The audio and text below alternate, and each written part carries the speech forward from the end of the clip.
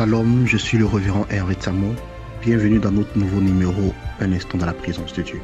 Pendant cette rubrique, qui sera bien sûr hebdomadaire, nous allons voyager dans les Écritures, dans l'ensemble de la connaissance biblique, avec des réalités et des vérités bibliques qui vont impacter, transformer et toucher vos vies pour le meilleur. Aujourd'hui, nous parlerons essentiellement d'un thème fort sur la foi. La foi. L'auteur d'Hébreux, à son livre Hébreux 11 à partir du verset 1, définit la foi comme étant la ferme assurance des choses qu'on espère et la démonstration qu'on ne voit pas. Ça veut dire, par cette définition, que la foi réussit à percevoir dans ce qu'on appellerait l'invisible et matérialisant cela par une démonstration des choses qu'on ne voit pas. Ça veut dire la foi va au-delà de ce qu'on appelle la croyance. Beaucoup d'entre nous, nous limitons jamais au seuil de la croyance. La croyance est passive, mais la foi, elle est active. C'est pourquoi dans la définition, dans le livre d'Hébreux 11 à partir du verset 1, l'auteur dit que la foi est la démonstration des choses qu'on ne voit pas. Ça veut dire aussi longtemps que tu n'arrives pas à démontrer des choses que tu ne peux voir, ça veut dire que tu ne peux pas entrer dans le règne de la foi. Dans le règne de la foi, c'est une démonstration, c'est une action. C'est un ensemble de choses qui te permettent de manifester la chose qui n'est pas comme si elle était, pour appeler cela à la matérialisation. De ce fait, nous allons nous rendre compte que la Bible même le dit à ce sujet. Par rapport au Seigneur, il dit des choses qui ne sont pas comme si elles étaient, et ces choses viennent à l'existence. Et la foi n'est pas une folie, elle n'est pas invisible. La foi n'est pas surréaliste, la foi n'est pas l'audace, parce que la foi vient de ce qu'on entend. Et ce qu'on entend vient de la parole de Christ. De ce fait, nous devons constamment être plongés dans les Écritures, parce que la parole de Christ, certes, elle peut venir, elle est de deux manières. Elle peut être soit par rapport aux Écritures, soit une voix audible du Seigneur te parlant, peut-être dans ton oreille ou face à face, selon la révélation que tu as de lui. Le Seigneur Jésus voudrait s'adresser à chacun de nous. Il y a une parole que le Seigneur a prévue pour chaque personne. Et aussi longtemps que tu ne marches pas dans l'accomplissement de cette promesse, si tu ne peux pas t'accrocher à cette promesse, tu ne pourras pas entrer dans la dimension de la foi. La dimension de la foi n'est pas abstraite. Non, loin de là. Elle est assez matérielle, mais matérielle dans l'invisible. Le fait que tu ne vois pas les choses ne signifie pas que les choses n'existent pas. Par exemple, il y a cette idée célèbre que nous avons toujours par rapport au vent. Le vent, nous ne le voyons pas, mais nous le sentons. Nous le pressentons quand il passe à cause de ses effets sur la nature. Et ainsi, la foi aussi parfois ne se voit pas, mais elle est bel et bien là, elle existe. C'est elle qui était là depuis la fondation et la création du monde, parce que la Bible nous fait comprendre. Le livre d'Hébreux 11, 3 dit, c'est par la foi que nous reconnaissons que le monde a été formé par la parole de Dieu.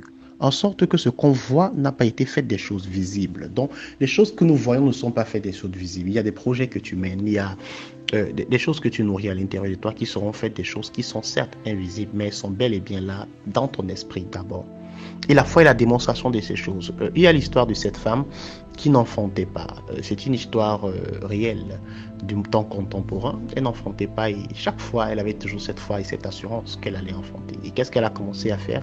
Elle a commencé à acheter la layette par rapport à son futur enfant, quoiqu'elle était en parenthèse stérile selon les bilans médicaux.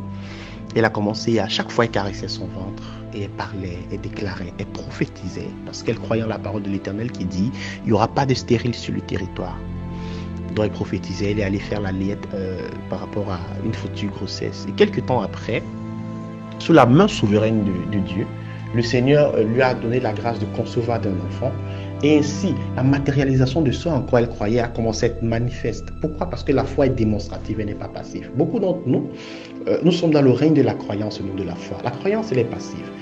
La Bible même dit que le diable sait, c'est-à-dire le diable sait que Dieu existe. Il le croit. Il le croit. Parce que c'est le domaine de la croyance. Il croit que Dieu existe. Mais le domaine de la foi n'est qu'un domaine qui relève du divin. Parce que les gens peuvent croire. Certains y croient. On dit qu'ils croient que Dieu existe.